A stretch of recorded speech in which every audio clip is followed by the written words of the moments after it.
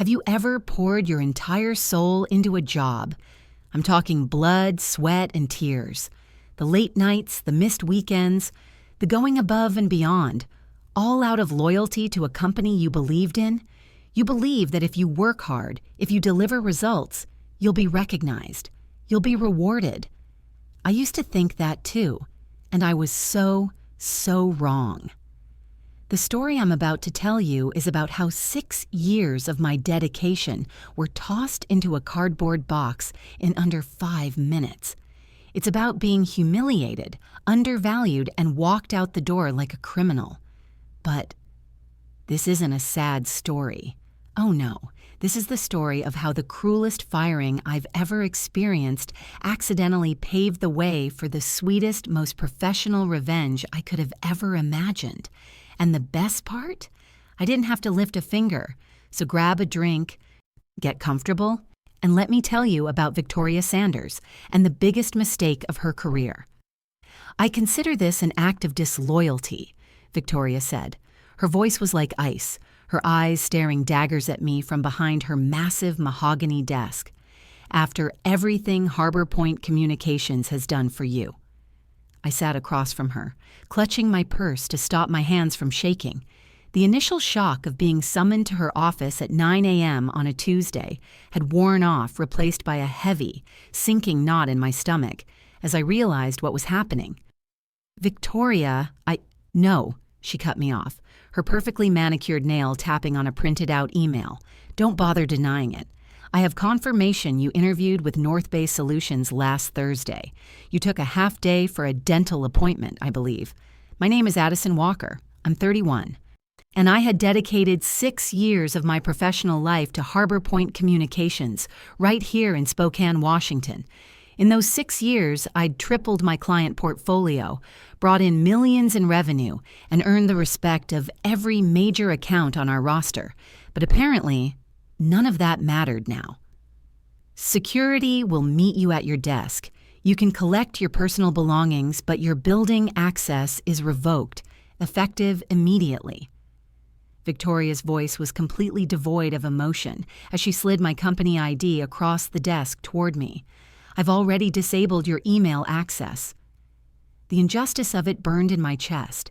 3 years. For 3 consecutive years, I had come into this very office with meticulously prepared presentations, showing my achievements, market rate salary comparisons, and a request for a well-deserved raise. And for 3 years, I got the same "it's a tough budget year" excuse, while Victoria herself announced record-breaking profits at our quarterly town halls. I took a deep breath, stood up, and straightened my blazer. I understand. Victoria looked almost disappointed by my calm response. Maybe she was expecting tears or begging. Instead, I extended my hand across the desk. "I wish you and Harborpoint continued success," I said, my voice steady despite the hurricane of emotions inside. She hesitated for a second before giving my hand a brief, limp shake, a flicker of confusion on her face. As a security guard hovered awkwardly by my desk while I packed my family photos and 6 years' worth of desk plants into a cardboard box, I felt surprisingly calm. My colleagues shot concerned glances my way, but I just gave them a reassuring smile. No drama, no scenes, just dignity. Walking out of those glass doors for the last time, the warm April sunshine on my face, I realized something important. Victoria thought she was punishing me. She couldn't have been more wrong. As I placed the box in the trunk of my car, my phone buzzed. It was a text from David Kleen, the CEO of North Bay Solutions. "Can we move our final discussion to 2 p.m. today?" I smiled. Victoria had no idea what was coming. It's funny how 6 years of your life can fit into a single cardboard box. As I drove home, that box secure in my trunk, I replayed everything that led to this moment. I joined the company fresh out of grad school, eager and determined. Despite my marketing degree from Washington State, I started in an entry-level position, making coffee runs and organizing meeting notes. But I worked tirelessly. I stayed late, volunteered for the tough projects nobody wanted, and built relationships with clients others had written off as too demanding. Within 2 years, I was handling our mid-tier accounts. By year 4, I'd been entrusted with North Bay Solutions, our largest client worth nearly 30% of Harborpoint's annual revenue. David Clean, North Bay's CEO, specifically requested me as their account manager after I'd stepped in during a crisis when their previous rep dropped the ball. "You're the only one who seems to understand what we need before we even ask," he'd told me. From then on, the relationship between our companies flourished. North Bay extended their contract and doubled their marketing budget with us. Victoria had been thrilled back then. "This is the kind of initiative we value," she'd said, though that value never translated to my paycheck. My first request for a raise came after that success, armed with performance metrics and revenue numbers that spoke for themselves. "It's just not in the budget this year, Addison," Victoria had explained with a rehearsed look of regret. "But your contribution has been noted." I accepted it then. The economy was a little shaky, and I was still building my portfolio. But the following year, after I brought in 3 new major clients and won an industry award for a campaign I'd designed, the same answer came. "Next year will be better," she promised. "We just need to tighten our belts a little longer." Meanwhile, Victoria started driving to work in a new luxury SUV, and the company leased an additional floor in our building for expansion. The third denial came 6 months ago, right after I'd successfully negotiated a 40% increase in North Bay's annual contract value. "Your performance is exceptional, Addison," Victoria had said, "but we're investing in infrastructure this year. Perhaps we can revisit this in the summer." Something inside me finally snapped. That night, I updated my resume for the first time in 6 years. Not out of anger or revenge, but out of self-respect. I was worth more than constant promises and perpetual denial. I just never expected Victoria would find out before I was ready to give my notice. My phone rang. It was my best friend, Olivia. "I just heard," she said the second I answered. "Thomas texted me. Are you okay?" Thomas was Harborpoint's IT specialist and Olivia's boyfriend. News traveled fast. "I'm processing," I replied honestly, sinking onto a kitchen stool. "It happened so fast." "That's completely unfair," Olivia said, her voice rising with indignation. "Everyone knows you're the only reason North Bay has stayed with Harborpoint this long. Victoria is just intimidated because you're better at the job than she ever was." "The worst part is how she did it," I said, a flash of anger rising in me, like I'd committed some kind of corporate treason by looking for opportunities after being denied advancement for 3 years straight. "It's her loss," Olivia replied firmly, "and honestly, Addison, maybe it's for the best. You've been undervalued there for years." She was right, but being fired like this, escorted out by security, that stung deeply. My phone beeped with an incoming call.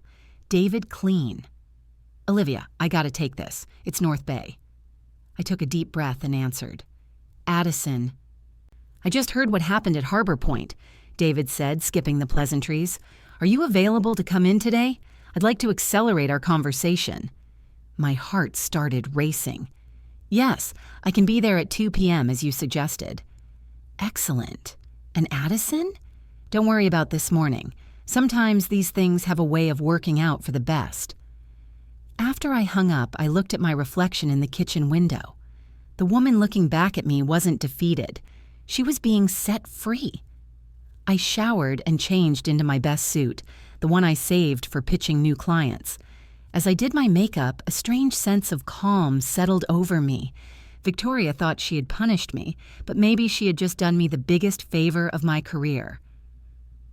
The North Bay Solutions headquarters occupied the top 3 floors of a gleaming glass tower in downtown Spokane.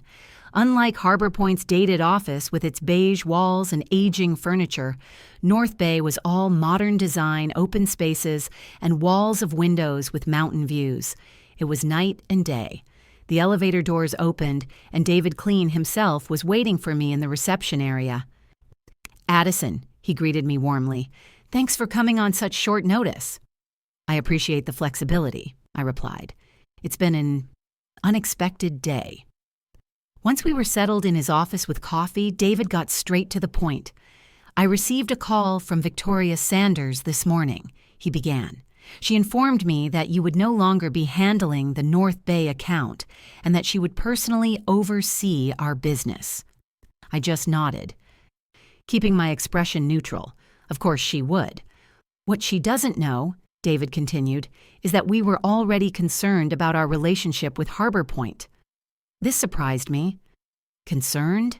The latest campaign results exceeded projections by 23%. "The results were excellent," he agreed, "because of your work, but we've noticed changes at Harborpoint over the past year. Delayed responses, quality issues from anyone but you, and frankly, a sense that they're taking our business for granted." He leaned forward. 3 months ago, our board suggested we explore other marketing partners. I resisted because of our relationship with you. You have consistently demonstrated an understanding of our brand that goes beyond the typical client-agency relationship. My mind was racing. Was he saying what I thought he was saying? "When you reached out about potential opportunities here," David continued, "it felt like perfect timing. But I need to be clear, we were never planning to poach you. We were prepared to wait until you gave proper notice at Harborpoint." "I was planning to give 2 weeks' notice," I said, feeling it was important for him to know. David smiled. "I believe you. Your professionalism is one of the reasons we're having this conversation. Victoria's decision this morning simply accelerated our timeline." He opened a folder on his desk and slid a document across to me. "This isn't an interview, Addison. It's a job offer. Director of Client Strategy. You'd be building and leading a team to manage all of our external marketing partnerships." I glanced down at the paper, and my breath caught in my throat when I saw the salary figure.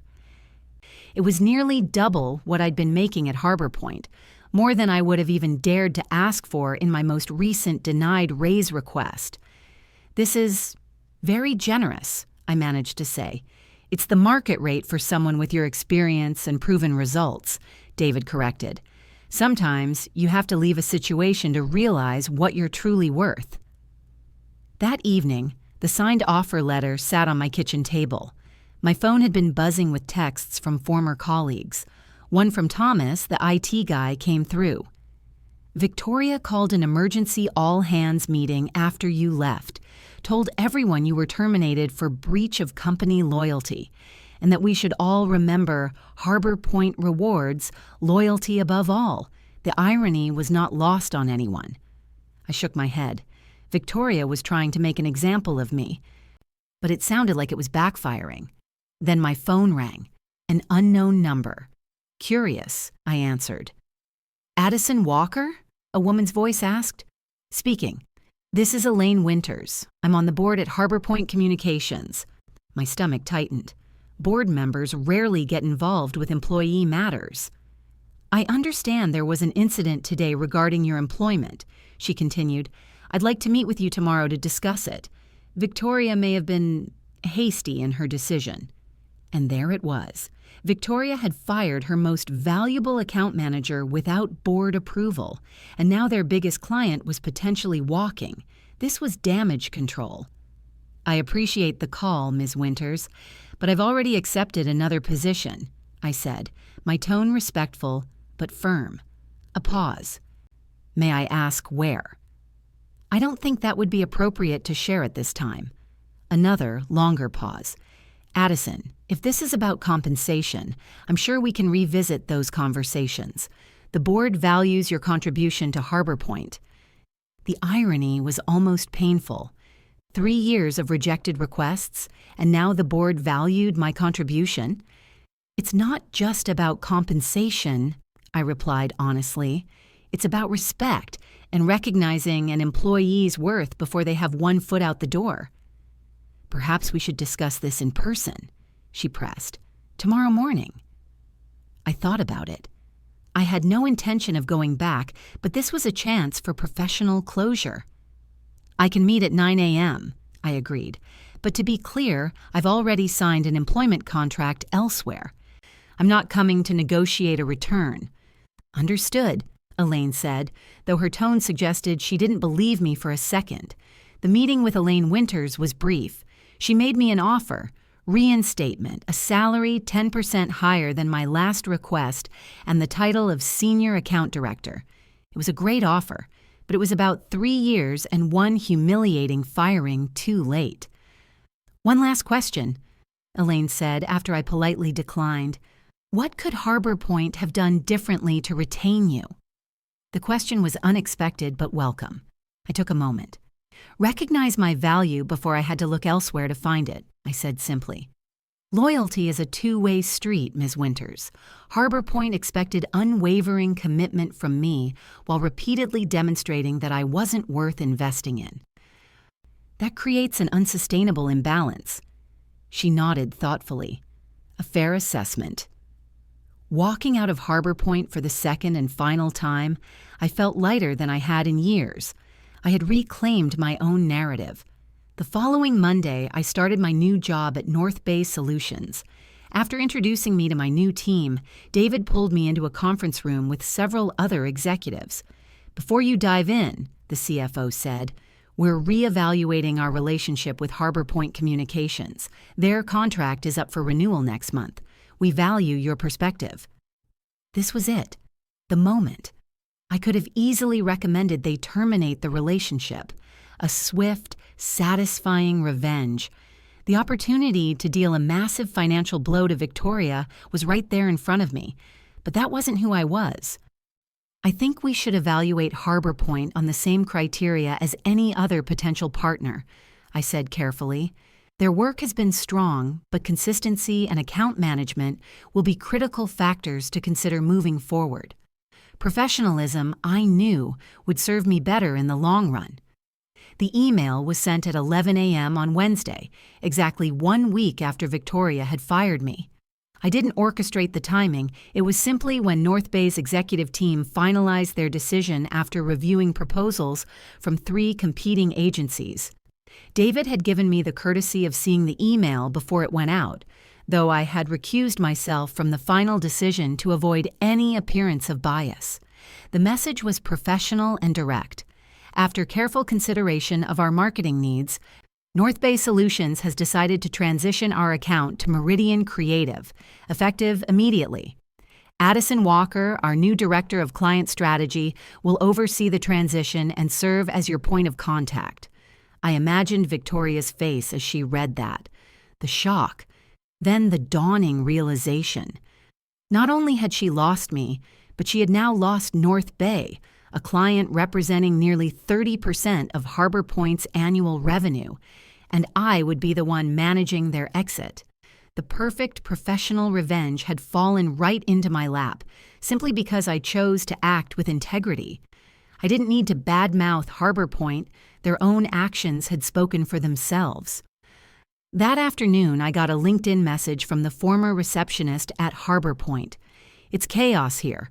3 other account managers just updated their resumes. Karma works fast." I didn't need to gloat. Instead, I focused on building my new team. After all, success is the best revenge.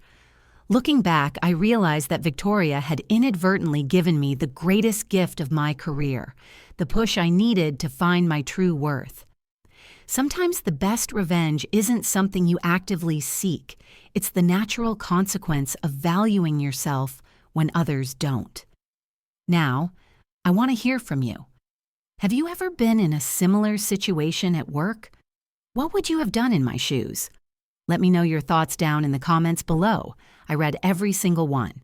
And if you love stories about workplace justice and karma getting served, be sure to hit that like button, subscribe to my channel, and ring that notification bell so you never miss another story.